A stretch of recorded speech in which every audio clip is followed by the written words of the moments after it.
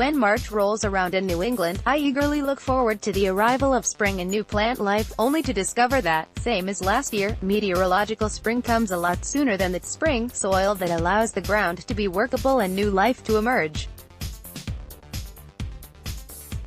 I am not an especially patient person.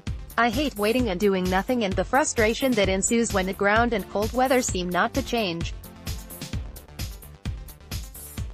I can fall prey to March, and even April, blues, whether the patient waiting is for the garden itself or the garden, as metaphor for relationships, work, or other parts of my life where the ground is not as fruitful as I would like.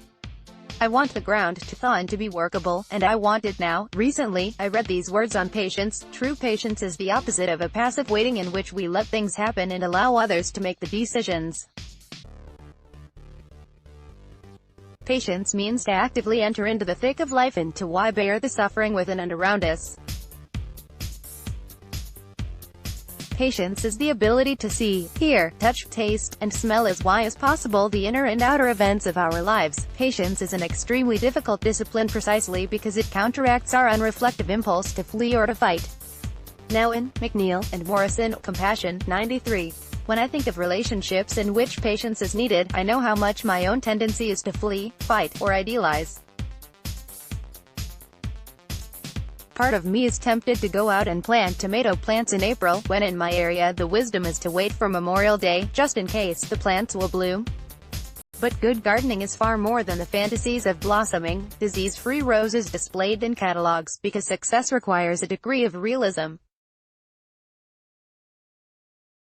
Yes, the groundhog will eat my lettuce if I don't enclose it in a fence, and no, I can't plant tomato plants in April.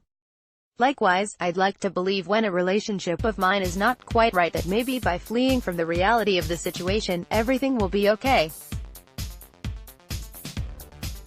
Or maybe I can force a resolution and make it happen just the way that I want it to go, right now. However, I know that I am more likely to end up with a good resolution if I can look at the reality of the situation for a little while, even if I don't yet know how to address or resolve it. The above quote feels Ignatian to me. If Ignatius encouraged us to spend time using our senses in an imaginative gospel scene, how much more ought we also to be present to and allow ourselves to see, hear, touch, taste, and smell real life too. So maybe the ground is still frozen, so to speak, somewhere in my life. Or maybe it feels like there will never be enough sunlight to grow things again. I can be tempted to rush to a resolution. But sometimes it's better to start by spending time taking a good look at the way that it really is and to stay with that for a while, with the uncertainty of how it might thaw out. This is what I take to be patience, the capacity to stay in the not-knowingness of things for a time, while trusting that God is somehow at work, and so I will not have to stay here forever. For me, the season of Lent is also about exercising patience of this sort. I can bring to God the troubled parts of my life, my tendencies that are less than holy, or my relationships or projects that are less than successful, and ask God to tend to them.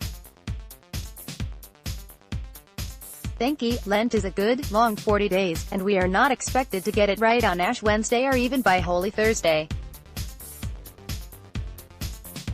Instead, I suspect God asks me to start with sharing my heart and longings with God and then asking for the grace of patience. This Lent, I hope to be patient with myself and with others because I can recall how patient God has always been with me. Image by Natalia Kolegova on Pixabay. Let's block ads. Why?